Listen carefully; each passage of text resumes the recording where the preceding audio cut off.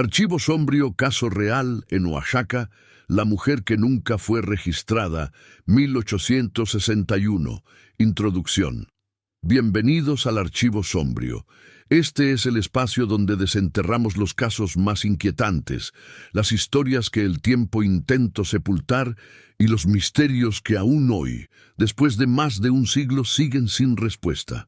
Hoy les traemos un caso que proviene de los archivos más oscuros de la historia mexicana. Un caso que no encontrarán en los libros de texto, que no aparece en las crónicas oficiales, que fue deliberadamente olvidado por quienes tenían el poder de recordar. Esta es la historia de una mujer que vivió, trabajó, sufrió y desapareció en una pequeña comunidad del estado de Oaxaca, en el año 1861. Una mujer que, según todos los testimonios, existió, pero que, según todos los documentos oficiales, nunca estuvo ahí. ¿Cómo puede desaparecer alguien que oficialmente nunca existió? Esa es la pregunta que ha perseguido a los investigadores durante generaciones. Una pregunta que no tiene respuesta fácil.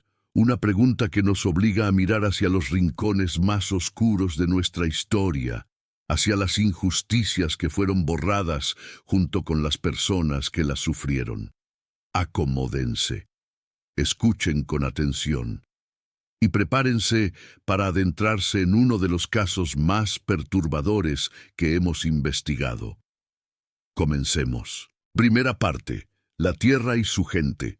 Capítulo 1, Oaxaca, 1861.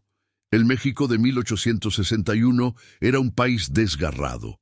La guerra de reforma, que había enfrentado a liberales y conservadores durante 3 años de violencia brutal, acababa de terminar. Benito Juárez, el presidente liberal de origen zapoteca, había entrado triunfante a la Ciudad de México en enero de ese año. Pero la paz era frágil. Las arcas del gobierno estaban vacías. Las deudas con potencias extranjeras se acumulaban, y en el horizonte se vislumbraba ya la sombra de una intervención que cambiaría el curso de la historia nacional. En el estado de Oaxaca, tierra natal del propio Juárez, la situación era particularmente compleja. Las comunidades indígenas, que constituían la mayoría de la población, vivían atrapadas entre dos mundos, el de sus tradiciones ancestrales y el de las nuevas leyes que prometían igualdad, pero que raramente la entregaban. Los hacendados mantenían su poder sobre tierras que habían sido comunales durante siglos. La Iglesia, aunque debilitada por las leyes de reforma, seguía siendo una fuerza dominante en la vida cotidiana de los pueblos. Era un tiempo de transición, de incertidumbre, de miedo. Un tiempo en el que las viejas estructuras de poder se resistían a morir y las nuevas aún no terminaban de nacer. Un tiempo perfecto para que ciertas cosas ocurrieran sin que nadie las documentara, para que ciertas personas existieran sin que nadie las registrara, para que ciertas injusticias se cometieran sin que nadie las castigara. En este contexto, en una comunidad cuyo nombre ha sido deliberadamente omitido de los registros que hemos consultado, vivía una familia que la historia recordaría solo por el misterio que dejó atrás. Capítulo 2. La familia Mendoza. Los Mendoza no eran la familia más rica de la región, pero tampoco eran pobres. Poseían una casa de piedra de 2 plantas en las afueras del pueblo, con un patio interior donde crecían naranjos y un pozo que nunca se secaba ni en los años más duros de sequía. Tenían tierras suficientes para cultivar maíz, frijol y chile, y mantenían algunos animales, gallinas, cerdos, un par de mulas que usaban para el transporte. El patriarca de la familia era don Victoriano Mendoza, un hombre de unos 50 años en 1861, conocido en el pueblo por su carácter severo y su devoción religiosa. Había heredado las tierras de su padre, quien a su vez las había heredado del suyo. Los Mendoza llevaban generaciones en esa tierra, y don Victoriano consideraba que ese linaje le otorgaba ciertos derechos y ciertas responsabilidades que nadie más podía cuestionar. Su esposa, dona Gertrudis, era una mujer silenciosa que había aprendido desde joven que su lugar estaba detrás de su marido, nunca a su lado y mucho menos delante.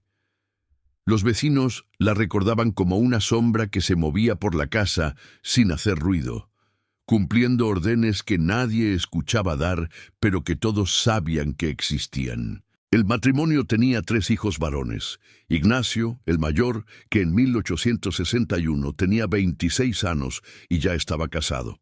Ramón, de 23, soltero y con fama de pendenciero. Y el menor, Tobías, de 19, el único que había mostrado interés en los estudios y que sonaba con irse a la ciudad a estudiar leyes. Esta era la familia Mendoza tal como aparecía en los registros parroquiales, en los documentos de propiedad, en las actas civiles que comenzaban a implementarse tras las reformas liberales. Una familia como muchas otras en el Oaxaca de la época, respetable, trabajadora, temerosa de Dios. Pero había alguien más en esa casa, alguien que no aparecía en ningún documento, alguien cuya existencia solo conocemos por los testimonios fragmentarios que sobrevivieron al paso del tiempo. Una mujer joven, sin nombre oficial, sin historia registrada, sin rostro en ningún retrato. La mujer que nunca fue registrada. Capítulo 3. Los primeros indicios. El primer testimonio que menciona a esta mujer proviene de una carta fechada en marzo de 1858, 3 años antes de los acontecimientos principales de este caso. La carta fue escrita por el padre Ambrosio Castellanos, párroco del pueblo, y estaba dirigida al obispo de Oaxaca. En ella, el sacerdote solicitaba orientación sobre un asunto que lo perturbaba. La carta, encontrada en los archivos diocesanos en 1923 por un historiador que investigaba otros temas, dice lo siguiente: Ilustrísimo Señor, me dirijo a su excelencia con una consulta que me ha quitado el sueño durante varias noches. En mi parroquia hay una familia de buena reputación, cuyo nombre omito por prudencia, en cuya casa vive una joven de la que no tengo registro alguno. He preguntado discretamente sobre su origen y las respuestas que recibo son vagas y contradictorias. Unos dicen que es una pariente lejana acogida por caridad, otros que es una criada traída de otra región, y otros más que siempre ha estado ahí, desde que tienen memoria. Lo que me preocupa, ilustrísimo Señor, es que esta joven no ha recibido los sacramentos en mi parroquia. No hay constancia de su bautismo, ni de su primera comunión, ni de su confirmación. Cuando he intentado abordar el tema con el jefe de la familia, se me ha respondido con evasivas y, últimamente, con una frialdad que raya en la hostilidad. Le ruego me oriente sobre cómo proceder sin causar un escándalo que podría dañar a la comunidad. No existe registro de la respuesta del obispo a esta carta. Es posible que nunca la haya recibido, dado el caos de las comunicaciones durante la Guerra de Reforma. Es posible que haya respondido verbalmente o a través de un intermediario. O es posible que simplemente haya decidido ignorar el asunto, considerándolo demasiado menor en comparación con los problemas que enfrentaba la Iglesia en aquellos tiempos turbulentos. Lo que sí sabemos es que el padre Castellanos no volvió a mencionar el tema en ninguna de sus comunicaciones posteriores, y que, cuando murió en 1867, sus papeles personales fueron quemados por su sucesor, siguiendo instrucciones que el propio Castellanos había dejado por escrito. ¿Por qué un sacerdote pediría que se destruyeran sus papeles? ¿Qué secretos guardaban esas páginas que no debían sobrevivir a su autor? No lo sabemos. Solo podemos especular. Capítulo 4. La mujer sin nombre. A partir de la carta del padre Castellanos y de otros testimonios que iremos presentando a lo largo de esta narración, podemos reconstruir parcialmente la imagen de la mujer que vivía en la casa de los Mendoza. Era joven, probablemente entre los 18 y los 25 años, en 1861.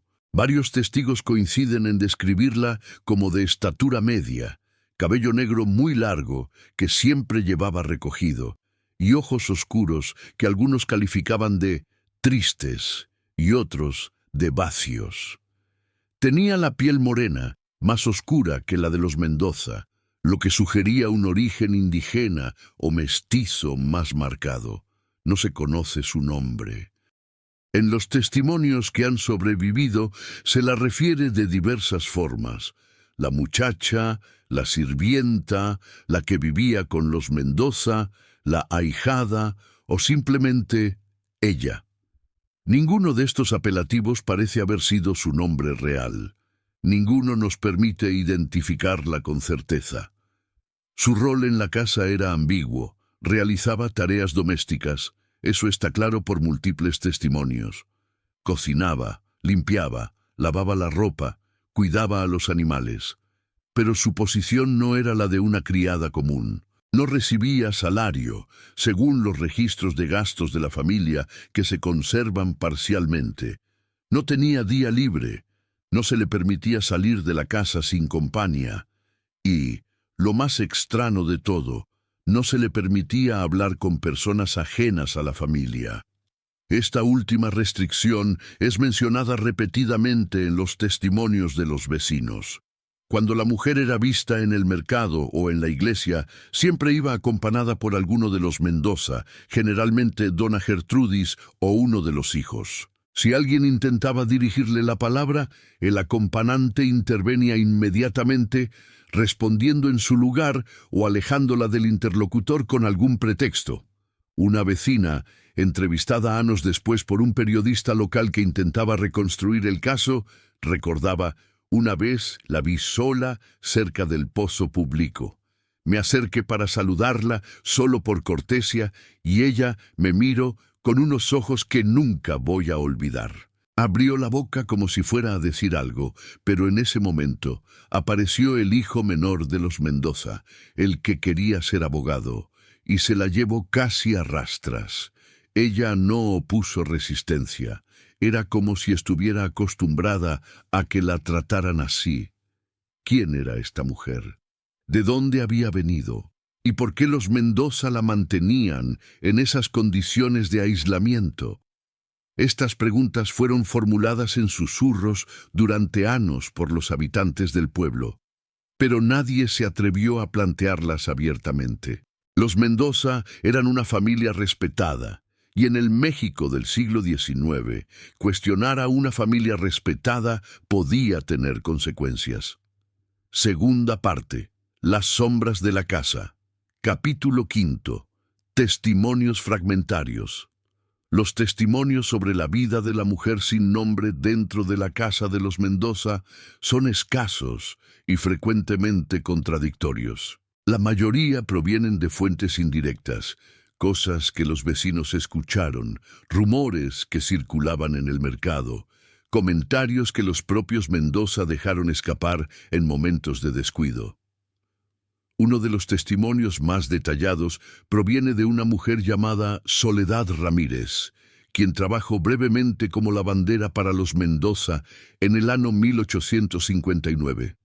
Su testimonio fue recogido en 1897 por un funcionario del gobierno que investigaba irregularidades en los registros civiles de la región. Para entonces, Soledad era una anciana de más de 70 años, pero su memoria parecía clara. Trabajé en esa casa durante 3 meses, recordaba Soledad. Me contrataron para ayudar con la ropa porque dona Gertrudis estaba enferma y no podía hacer el esfuerzo. Desde el primer día me di cuenta de que había algo raro. La muchacha, la que vivía ahí, hacía todo el trabajo pesado. Cargaba el agua, molía el maíz, barría los patios, alimentaba a los animales. Trabajaba desde antes del amanecer hasta bien entrada la noche. Nunca la vi sentarse a descansar. Nunca la vi comer con la familia. Comía después, sola, en un rincón de la cocina, lo que sobraba de la mesa de los señores. Soledad continuó. Una vez le pregunté cómo se llamaba. Ella me miró asustada y negó con la cabeza. No dijo nada. Después, dona Gertrudis me llamó aparte y me dijo que no debía hablar con la muchacha, que ella no estaba bien de la cabeza y que cualquier cosa que dijera sería mentira.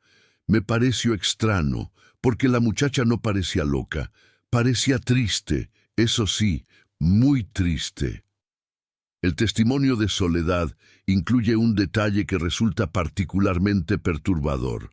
Según ella, una noche escuchó ruidos que venían de una habitación en el segundo piso de la casa. Eran ruidos sordos, como golpes, seguidos de lo que parecía ser un llanto ahogado. Al día siguiente, la muchacha tenía marcas en los brazos que intentaba ocultar bajo las mangas de su blusa. Le pregunté qué le había pasado, dijo Soledad. Ella solo negó con la cabeza, pero yo vi las marcas. Eran como si alguien la hubiera agarrado muy fuerte, o como si la hubieran golpeado con algo. Soledad fue despedida poco después de este incidente.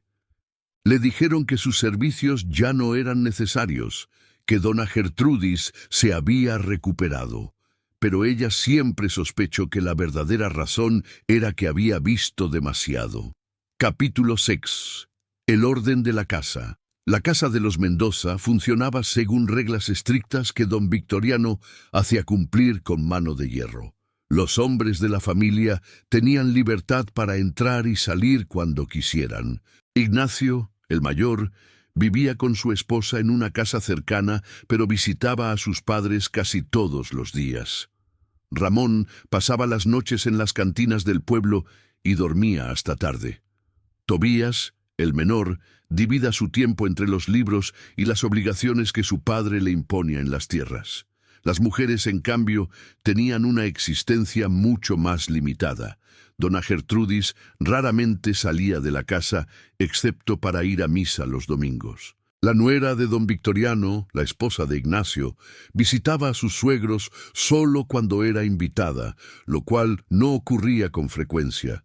Y la mujer sin nombre no salía nunca sola. Nunca. Esta restricción era conocida por todo el pueblo, aunque nadie la cuestionaba abiertamente. Se asumía que la muchacha era especial de alguna manera, que necesitaba supervisión constante, que los Mendoza la cuidaban por caridad cristiana. Estas explicaciones eran convenientes porque evitaban preguntas incómodas. Un comerciante del pueblo, entrevistado muchos años después, recordaba: todo el mundo sabía que había algo raro con esa muchacha, pero nadie quería meterse en problemas. Los Mendoza eran gente importante. Tenían tierras, tenían dinero, tenían conexiones. Si ellos decían que la muchacha estaba bajo su protección, ¿quién era uno para contradecirlos? Esta actitud de aceptación pasiva era típica de la época. Las familias eran unidades cerradas, casi autónomas, donde el patriarca tenía autoridad absoluta. Lo que ocurría dentro de una casa era asunto de esa casa y nadie tenía derecho a interferir, menos aún si la familia en cuestión tenía poder económico y social. Don Victoriano Mendoza era plenamente consciente de esta realidad y la utilizaba a su favor. Capítulo 7. Los documentos que faltan. Una de las características más perturbadoras de este caso es la ausencia sistemática de documentos que deberían existir. En 1861, México estaba implementando un sistema de registro civil que pretendía documentar nacimientos, matrimonios y defunciones de manera independiente de los registros parroquiales. Era parte de las reformas liberales que buscaban separar la Iglesia del Estado. Pero la implementación de este sistema era lenta y desigual, especialmente en las zonas rurales. En el pueblo donde vivían los Mendoza, los registros civiles comenzaron a llevarse de manera regular a partir de 1860. Un funcionario local, designado por el gobierno estatal, era responsable de documentar los eventos vitales de la comunidad. Hemos revisado estos registros con detenimiento. No hay ninguna entrada que pueda corresponder a la mujer sin nombre. No hay registro de su nacimiento, lo cual Podría explicarse si había nacido antes de la implementación del sistema o en otra localidad, pero tampoco hay registro de su llegada al pueblo, ni de su incorporación a la casa de los Mendoza, ni de ningún trámite legal que la vinculara con esa familia. Los registros parroquiales que el padre Castellanos mencionó en su carta tampoco contienen información sobre ella. No hay bautismo, no hay confirmación, no hay ninguna mención de su participación en los sacramentos. Es como si para la Iglesia simplemente no existiera. Y lo más extraño de todo, en los registros de la propia familia Mendoza, en los documentos de propiedad, en los testamentos, en las cartas que se conservan, no hay ni una sola referencia a esta mujer, ni siquiera como criada o sirvienta, ni siquiera como un gasto en las cuentas del hogar. ¿Es posible ignorar la existencia de una persona que vive bajo tu mismo techo durante años?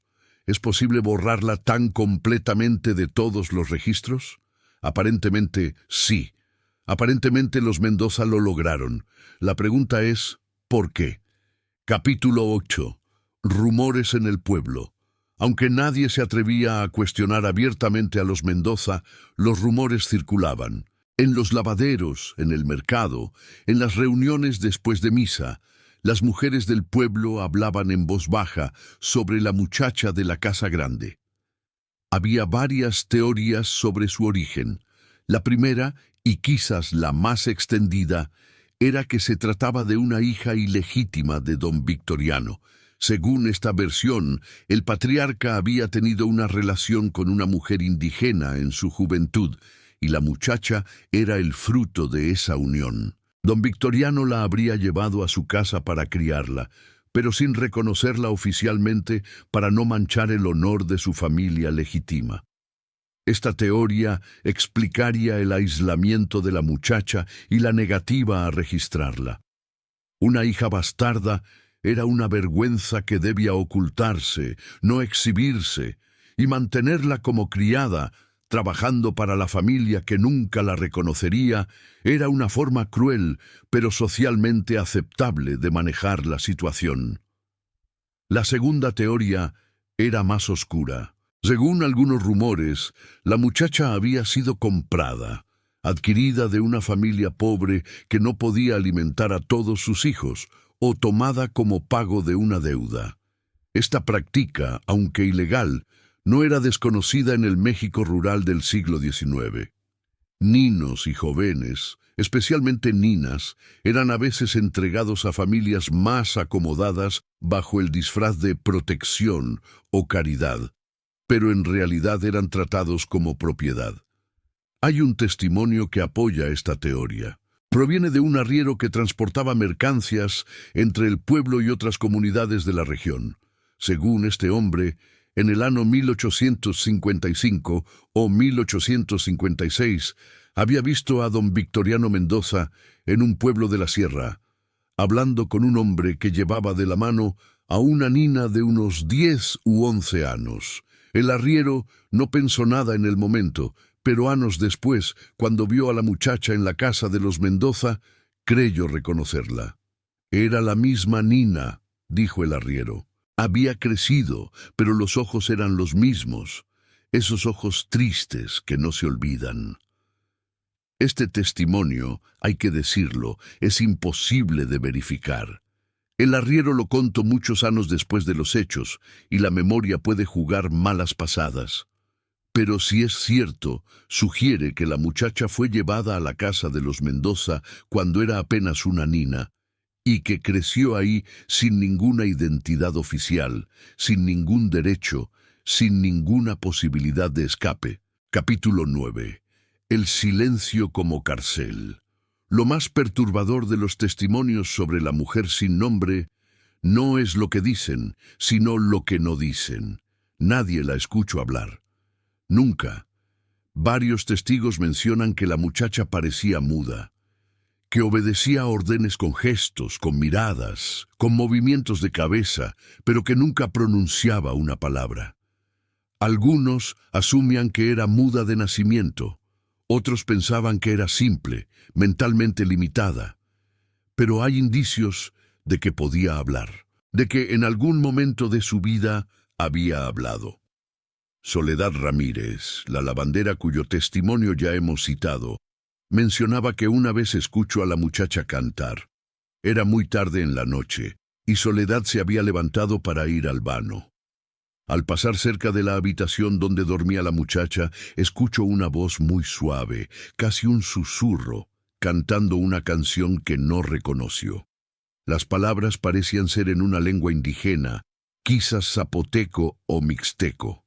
Me quedé helada, recordaba Soledad, porque la voz era hermosa, muy triste pero hermosa, y yo siempre había pensado que la muchacha era muda. Si la muchacha podía hablar, si podía cantar, porque nunca lo hacía frente a otros. La respuesta más probable es la más terrible, porque le habían enseñado a no hacerlo, porque el silencio había sido impuesto, no elegido, porque hablar significaba castigo. El silencio, en este caso, no era una limitación física, era una cárcel sin barrotes, pero igualmente efectiva. Capítulo 10. Los años que pasaron. Entre la carta del padre Castellanos en 1858 y los acontecimientos de 1861, pasaron 3 años. 3 años de los que sabemos muy poco. Los Mendoza continuaron con sus vidas. Don Victoriano siguió administrando sus tierras. Dona Gertrudis siguió siendo una sombra en su propia casa. Ignacio tuvo su primer hijo, un varón que fue bautizado con gran ceremonia. Ramón siguió metiéndose en problemas en las cantinas. Y Tobías siguió sonando con irse a la ciudad. La guerra de Reforma pasó por Oaxaca dejando su estela de violencia. Hubo batallas, hubo saqueos, hubo muertos, pero el pueblo de los Mendoza, relativamente aislado de las principales rutas militares, sobrevivió sin daños mayores. La familia perdió algunos animales requisados por uno u otro bando, pero nada que no pudiera recuperarse. Y la mujer sin nombre siguió ahí, invisible, silenciosa, trabajando. Los testimonios de este periodo son escasos. Es como si, con el paso del tiempo, la gente del pueblo se hubiera acostumbrado a su presencia, como si hubiera dejado de llamarles la atención, como si su existencia hubiera sido normalizada, convertida en parte del paisaje cotidiano que nadie cuestiona. Pero algo estaba por cambiar. Algo que sacaría a la mujer sin nombre de las sombras donde había vivido durante años, para hundirla en una oscuridad aún más profunda. Tercera parte. El acontecimiento. Capítulo 11. La muerte del patriarca don Victoriano Mendoza murió el 15 de septiembre de 1861. La fecha es significativa porque coincide con las fiestas patrias, el aniversario de la independencia de México. En el pueblo había celebraciones, música, fuegos artificiales. Mientras el resto de la comunidad festejaba, don Victoriano yacía en su cama, víctima de una fiebre que lo había consumido durante semanas. El médico del pueblo, un hombre de nombre Rodríguez, que había estudiado en la Ciudad de México antes de establecerse en la región, atendió a don Victoriano durante su enfermedad. Su diagnóstico fue tifoidea, una enfermedad común en la época, causada por las malas condiciones sanitarias. El tratamiento disponible era limitado: reposo, líquidos, oraciones. Don Victoriano murió rodeado de su familia. Su esposa, sus 3 hijos, la esposa de Ignacio y el nieto recién nacido, estaban todos presentes en la habitación cuando exhaló su último aliento. La mujer sin nombre no estaba presente. Según los testimonios posteriores, esa noche ella fue encerrada en una habitación en la parte trasera de la casa. No se le permitió despedirse del hombre que, de alguna manera nunca explicada, había determinado el curso de su vida. No se le permitió estar presente en el momento de su muerte. ¿Por qué este trato? ¿Por qué excluirla precisamente en ese momento? Las teorías varian. Algunos creen que dona Gertrudis, finalmente liberada de la autoridad de su marido, aunque fuera por pocas horas, no quería que la muchacha estuviera presente. Otros piensan que los hijos, preocupados ya por la herencia, querían evitar cualquier complicación. Y otros sugieren algo más siniestro, que había algo en la relación entre don Victoriano y la muchacha que la familia quería ocultar, algo que la presencia de ella en el lecho de muerte podría haber revelado. Sea cual sea la razón, la mujer sin nombre no estuvo presente cuando murió don Victoriano, y esa ausencia marcaría el comienzo del fin de su historia. Capítulo 12. La herencia. La muerte de don Victoriano desató un conflicto dentro de la familia Mendoza.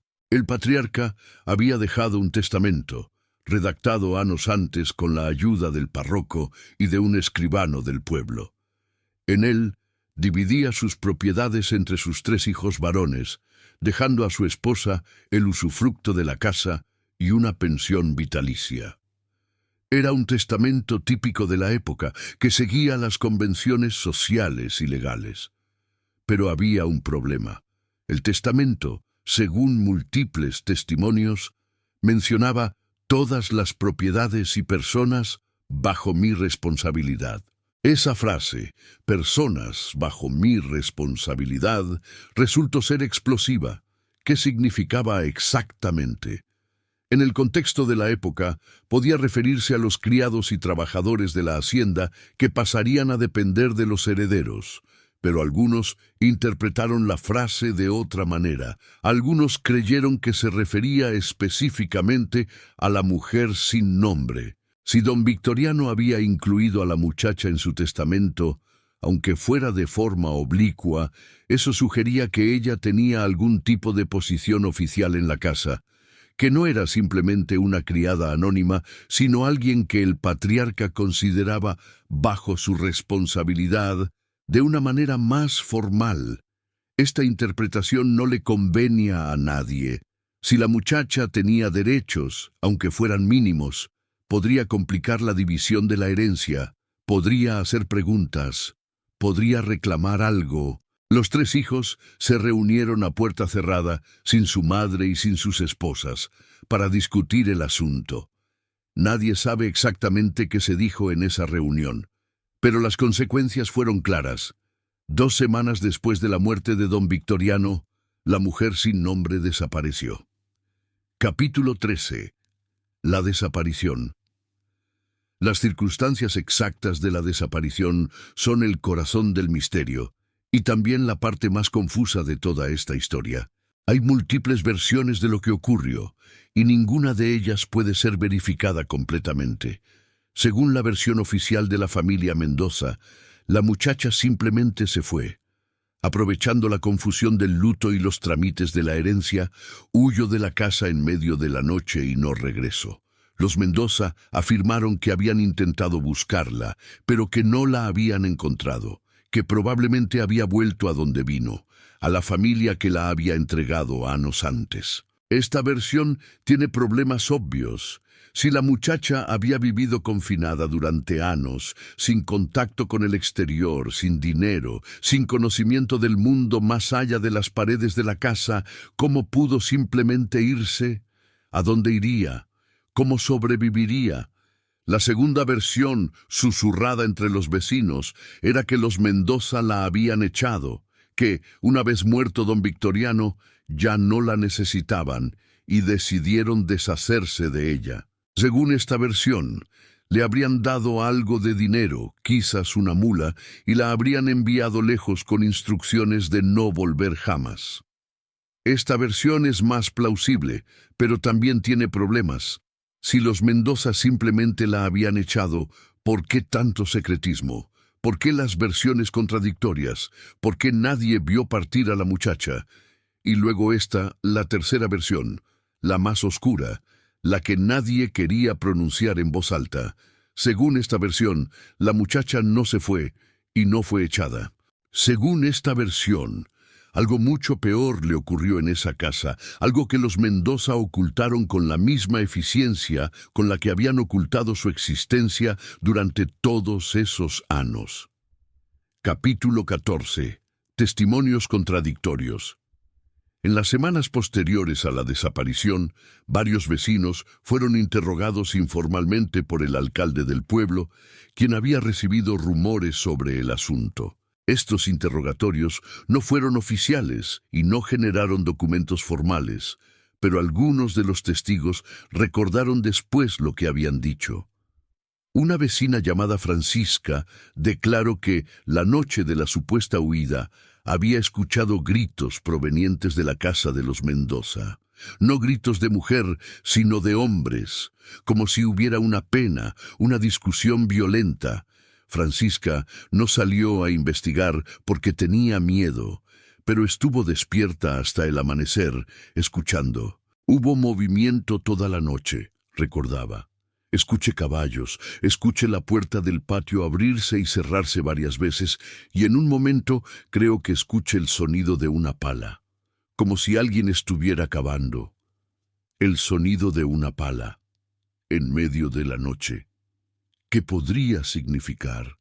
Otro vecino, un anciano llamado Porfirio, declaró que al amanecer había visto a los 3 hijos Mendoza saliendo de la casa montados a caballo.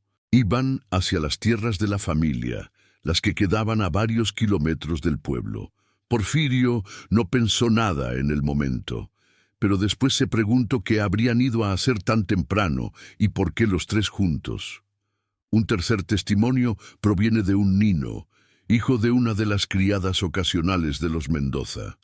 El nino dijo que, varios días después de la desaparición, había visto tierra removida en un rincón del patio trasero de la casa. Tierra fresca, como si alguien hubiera cavado recientemente. Cuando se lo contó a su madre, ella le ordenó que se callara y que nunca volviera a hablar de eso. Estos testimonios son fragmentarios, ambiguos, imposibles de verificar, pero juntos pintan un cuadro inquietante, un cuadro de violencia, de secretismo, de algo que necesitaba ser ocultado a toda costa. Capítulo 15. La investigación que nunca fue.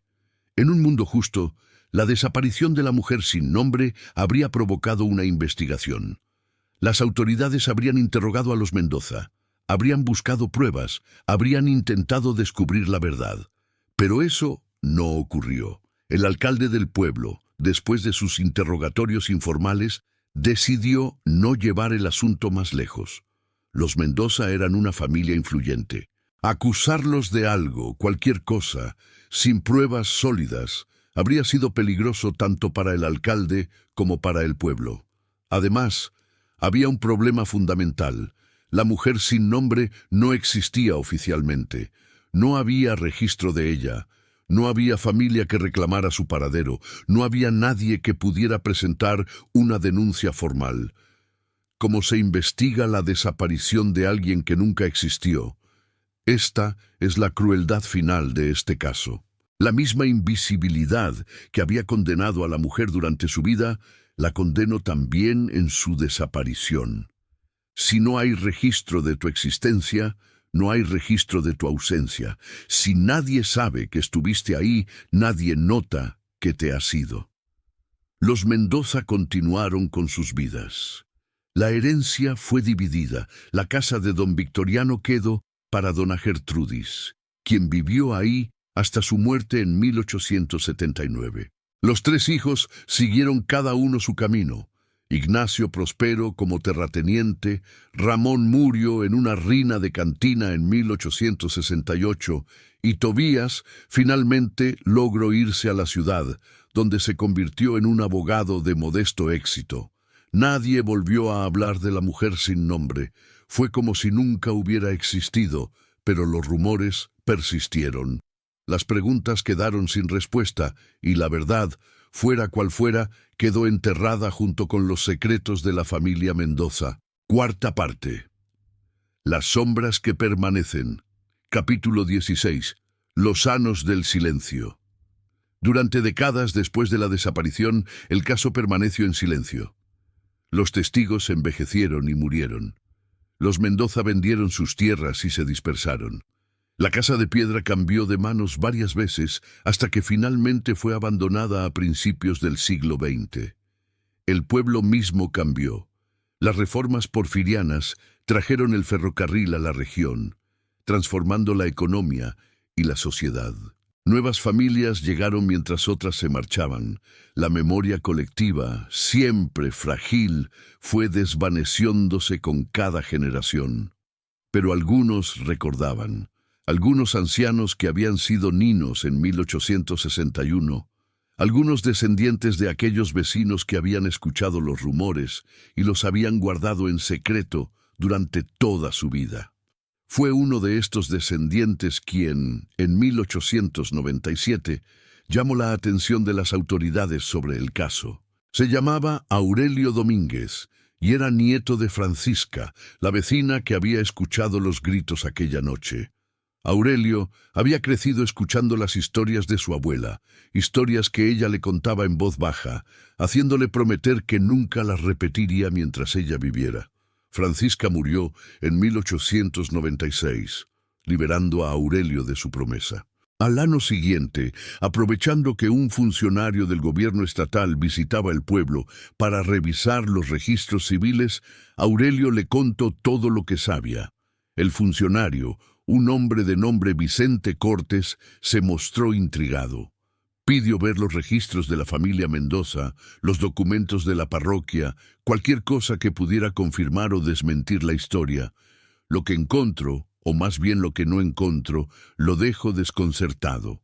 No había rastro alguno de la mujer sin nombre. Ninguno. Capítulo 17. La búsqueda en los archivos. Vicente Cortes dedicó varios meses a investigar el caso. Visitó archivos en Oaxaca, en Puebla, incluso en la Ciudad de México. Buscó registros de nacimiento que pudieran corresponder a la mujer, registros de matrimonio de los Mendoza que pudieran mencionar criados o dependientes, cualquier documento que ofreciera una pista. No encontró nada, pero su investigación reveló algo interesante. No solo faltaban documentos sobre la mujer, sino que había documentos sobre los Mendoza que parecían haber sido alterados. En el registro parroquial de bautismos, por ejemplo, había una página que había sido arrancada y reemplazada. La nueva página contenía los mismos nombres que supuestamente estaban en la original, pero la caligrafía era diferente, más reciente. Como si alguien hubiera copiado la información de la página original, omitiendo algo que no quería que se viera. En los registros civiles de 1861 había un expediente sobre la muerte de don Victoriano Mendoza que estaba incompleto. Faltaban páginas, y las que quedaban estaban manchadas de tal forma que ciertas secciones eran ilegibles. Podría haber sido un accidente, un daño causado por el paso del tiempo, o podría haber sido deliberado. Cortés también encontró la carta del padre Castellanos al obispo, la que mencionamos al principio de esta narración. La carta estaba archivada en un legajo de correspondencia menor, mezclada con documentos de poca importancia, como si alguien la hubiera escondido ahí a propósito, para que fuera difícil de encontrar.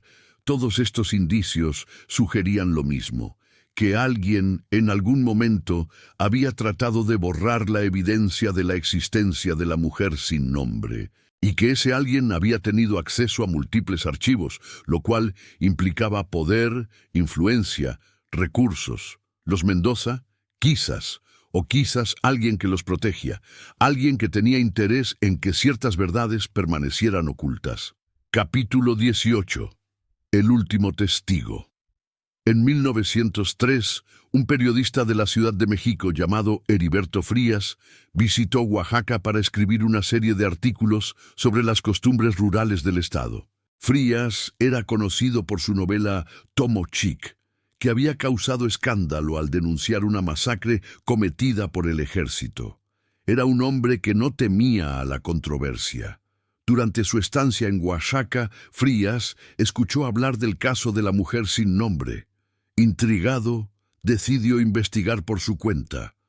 Viajo al pueblo, que para entonces había cambiado mucho, y busco a cualquier persona que pudiera recordar los hechos de 1861. Encontró a una sola persona, una anciana de casi 90 años llamada Refugio, quien de niña había trabajado ocasionalmente en la cocina de los Mendoza. Refugio estaba casi ciega y muy débil, pero su mente parecía lúcida. Aceptó hablar con Frías, aunque con una condición, que no publicara nada hasta después de su muerte. El testimonio de Refugio fue el más completo y el más perturbador de todos los que se han recogido sobre este caso. «Yo la conocí», dijo Refugio. «La vi muchas veces. Era una muchacha muy bonita, aunque siempre estaba triste. Nunca hablaba, pero una vez me sonrió. Fue la única vez que la vi sonreír». Refugio confirmó muchos de los detalles que ya conocemos: el aislamiento, el silencio, el trabajo constante. Pero añadió algo nuevo. «Don Victoriano la trataba diferente que a los demás», dijo. «No como a una criada. La miraba de una manera que me daba miedo. Y ella, cuando él estaba cerca, temblaba. Temblaba como un pajarito atrapado». Frías preguntó qué había pasado la noche de la desaparición. Refugio dudó antes de responder. «No estuve ahí esa noche», dijo finalmente. «Pero al día siguiente, cuando fui a la casa, algo había cambiado. El aire se sentía diferente, más pesado, y la muchacha no estaba. Pregunté por ella, y dona Gertrudis me dijo que se había ido. Pero su voz era rara, como si estuviera mintiendo, pero ya no le importara». Frías preguntó si Refugio tenía alguna teoría sobre lo que había ocurrido. La anciana guardó silencio durante un largo momento. Cuando finalmente habló, su voz era apenas un susurro. «En el patio trasero había un naranjo», dijo. «Un naranjo grande, muy viejo. Después de esa noche, el árbol empezó a morir. Se secó desde las raíces, aunque lo regaban igual que siempre. En unos meses ya no daba ni hojas. Tuvieron que cortarlo». Refugio no dijo nada más, pero su implicación era clara. Frías nunca publicó este testimonio. Refugio murió en 1905, y para entonces el periodista estaba ocupado con otros proyectos. Sus notas sobre el caso fueron encontradas entre sus papeles después de su muerte en 1925 y permanecieron inéditas durante décadas. Capítulo 19. Intentos de reconstrucción. A lo largo del siglo XX, varios investigadores intentaron reconstruir la identidad de la mujer sin nombre. En 1947, un historiador de la Universidad de Oaxaca, llamado Francisco Ramírez Cortes, publicó un breve artículo sobre el caso en una revista académica local. Su conclusión fue pesimista: sin documentos, sin nombre, sin fotografías. Era imposible determinar quién había sido esta mujer o qué le había ocurrido. En 1968, una antropóloga estadounidense llamada Margaret Sullivan visitó la región como parte de un estudio sobre las comunidades rurales de Oaxaca. Escuchó el caso de la mujer sin nombre y dedicó varios meses a investigarlo.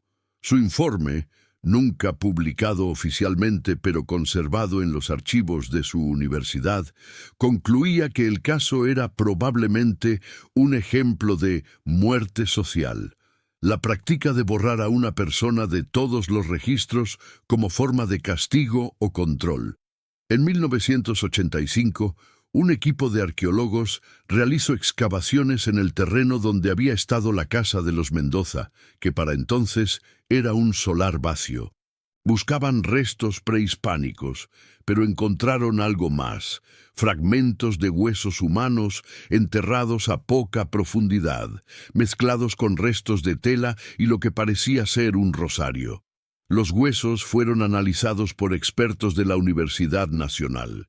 El informe determinó que pertenecían a una mujer joven, probablemente de entre 20 y 30 años, de origen indígena o mestizo. La causa de la muerte no pudo determinarse debido al mal estado de los restos. La fecha aproximada del entierro se estimó entre 1850 y 1880. ¿Podrían ser los restos de la mujer sin nombre? Es posible. Pero también podrían ser de otra persona, de alguien completamente ajeno a esta historia. Sin ADN para comparar, sin registros dentales, sin ninguna otra evidencia, era imposible saberlo con certeza. Los huesos fueron enterrados nuevamente en el cementerio local, en una tumba sin nombre. Una tumba anónima para una mujer que quizás vivió y murió en el anonimato. Capítulo 20. Los descendientes. En el año 2003, una investigadora genealógica llamada Carmen Olvera realizó un estudio sobre las familias prominentes del Oaxaca decimonónico. Su trabajo la llevó a rastrear a los descendientes de los Mendoza, que para entonces estaban dispersos por todo México y algunos países extranjeros. Carmen logró entrevistar a varios de estos descendientes. La mayoría no sabía nada sobre la mujer sin nombre. La historia no había sido transmitida, o si lo había sido, se había perdido en el camino. Pero hubo una excepción. Una anciana que vivía en Guadalajara, bisnieta de Tobías Mendoza, el hijo menor que había querido ser abogado, tenía algo que contar. Su bisabuelo, dijo, había dejado un diario personal que la familia había conservado durante generaciones. En ese diario había una entrada, una sola, que mencionaba a la muchacha de la casa. La entrada decía: he cargado con este secreto durante toda mi vida. Lo que mis hermanos y yo hicimos aquella noche no puede ser perdonado. Solo espero que Dios tenga más misericordia que la que nosotros tuvimos. La anciana no quiso mostrar el diario a Carmen. Dijo que era un asunto familiar, que no debía salir de la familia, pero confirmó que la entrada existía y que ella la había leído con sus propios ojos. ¿Qué hicieron los hermanos Mendoza aquella noche? El diario de Tobías no lo dice claramente, o si lo dice, su descendiente no quiso revelarlo. Pero la confesión de culpa es inequívoca. Algo ocurrió, algo terrible, y los hermanos Mendoza lo supieron, lo hicieron, lo ocultaron. Tobías Mendoza murió en 1912, a los 70 años de edad. Había tenido una carrera exitosa como abogado, se había casado, había tenido hijos. Pero según su familia, nunca fue un hombre feliz. Había algo que lo perseguía, algo que no lo dejaba descansar. Quizás era el recuerdo de aquella noche de 1861. Quizás era el rostro de una mujer sin nombre que nunca pudo olvidar. Capítulo 21. La tierra que guarda secretos. En 2015, un grupo de estudiantes de arqueología de la Universidad de Oaxaca propuso realizar una excavación más exhaustiva en el terreno donde había estado la casa de los Mendoza. Querían usar tecnología moderna, radar de penetración terrestre y otras herramientas que no existían en 1985, cuando se habían encontrado los primeros restos. La propuesta fue rechazada por las autoridades municipales. La razón oficial fue que el terreno era propiedad privada y que el dueño no había dado su consentimiento. Pero algunos de los estudiantes sospechaban que había otras razones. Uno de ellos, un joven llamado Eduardo, logró hablar con el dueño del terreno, un hombre mayor que vivía en la Ciudad de México y que había heredado la propiedad de un tío lejano. El dueño le dijo algo extraño. Le dijo que su familia siempre había sabido que no debía construir en ese terreno, que era una tradición familiar, transmitida de generación en generación, sin explicación. Simplemente no se construía ahí, simplemente se dejaba vacío. Cuando Eduardo preguntó por qué, el dueño negó con la cabeza. Hay cosas que es mejor no remover, dijo. Hay cosas que es mejor dejar enterradas. Eduardo no supo si el dueño se refería a los posibles restos arqueológicos o a algo más. Pero la conversación lo dejó con una sensación de inquietud que no pudo sacudirse durante mucho tiempo. El terreno sigue vacío hasta el día de hoy. La hierba crece sobre él, cubriendo lo que sea que la tierra esconda. Y los secretos de la familia Mendoza, si todavía existen en forma física, permanecen enterrados bajo ese manto verde, esperando quizás a ser descubiertos algún día, o quizás esperando a ser olvidados definitivamente. Capítulo 22. Las preguntas que permanecen. Después de más de 160 años, las preguntas fundamentales sobre este caso siguen sin respuesta. ¿Quién era la mujer sin nombre? ¿De dónde vino? ¿Cuál era su verdadera relación con la familia Mendoza? ¿Por qué fue borrada de todos los registros? ¿Quién tomó esa decisión y por qué? ¿Qué ocurrió realmente la noche de su desaparición? ¿Se fue por su propia voluntad? ¿Fue expulsada? ¿O le ocurrió algo mucho peor? Y si murió esa noche, ¿quién fue responsable? ¿Fue un crimen de una sola persona o una conspiración familiar? Estas preguntas probablemente nunca tendrán respuesta. Los testigos murieron hace mucho tiempo. Los documentos que podrían haber ofrecido pistas fueron destruidos o alterados. La verdad, si alguna vez existió en forma verificable, se ha perdido para siempre. Lo que queda es el silencio. El mismo silencio que rodeó a la mujer durante su vida. El mismo silencio que la devoró cuando desapareció. Pero quizás el silencio mismo es una forma de evidencia. Quizás la ausencia de documentos es tan reveladora como su presencia habría sido. Porque borrar a una persona de los registros requiere esfuerzo, requiere intención, requiere la voluntad deliberada de hacer que alguien deje de existir. Los Mendoza, o quienes les ayudaron, invirtieron mucho esfuerzo en borrar a la mujer sin nombre.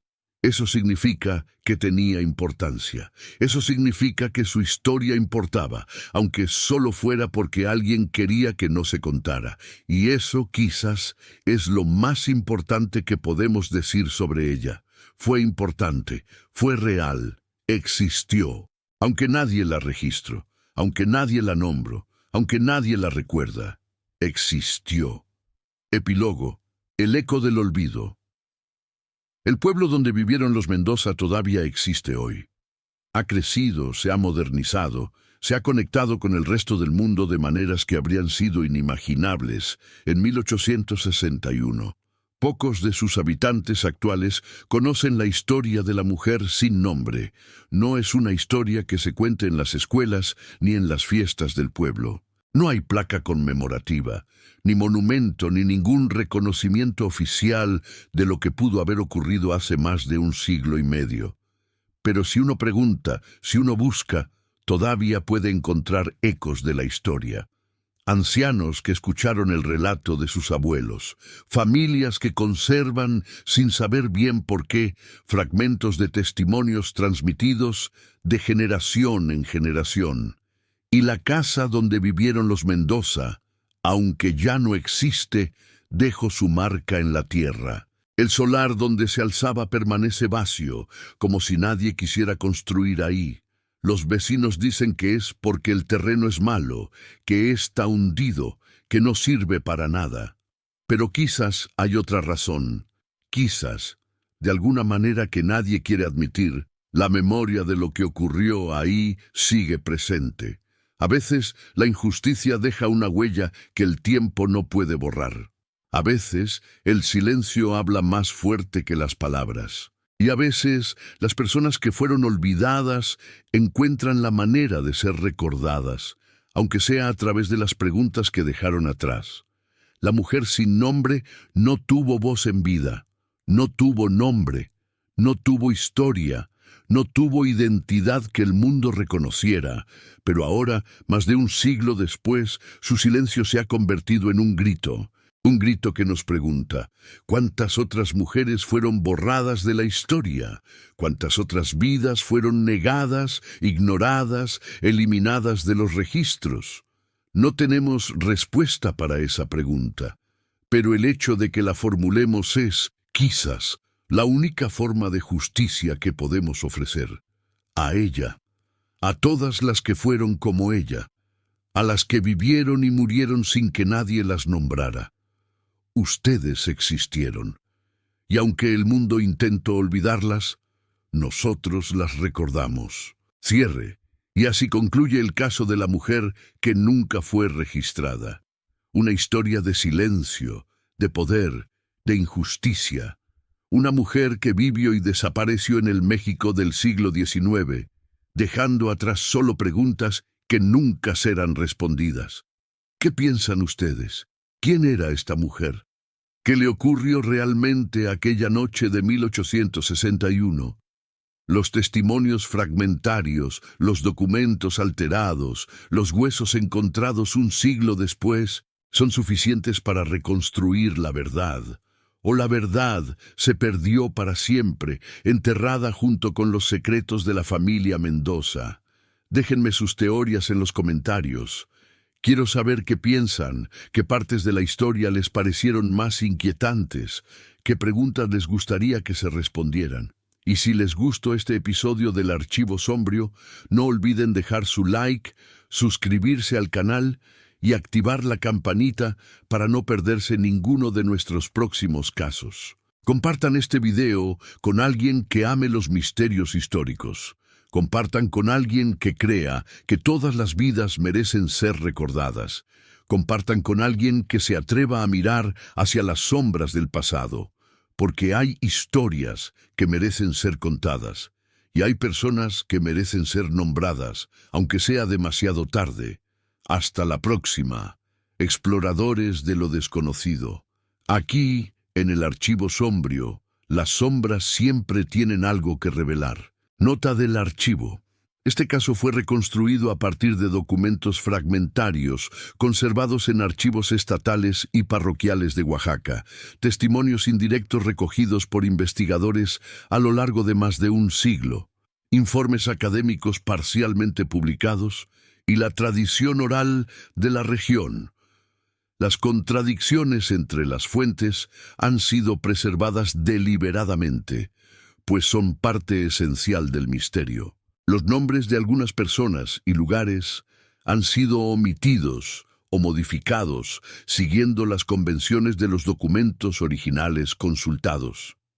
Si usted posee información adicional sobre casos similares de personas no registradas en el México del siglo XIX, puede contactar al equipo del Archivo Sombrio a través de nuestros canales oficiales. Toda correspondencia será tratada con la máxima confidencialidad. Recordemos, la ausencia de documentos no significa la ausencia de vida. Las personas que fueron borradas de la historia merecen ser buscadas, aunque sea demasiado tarde para encontrarlas. Fin.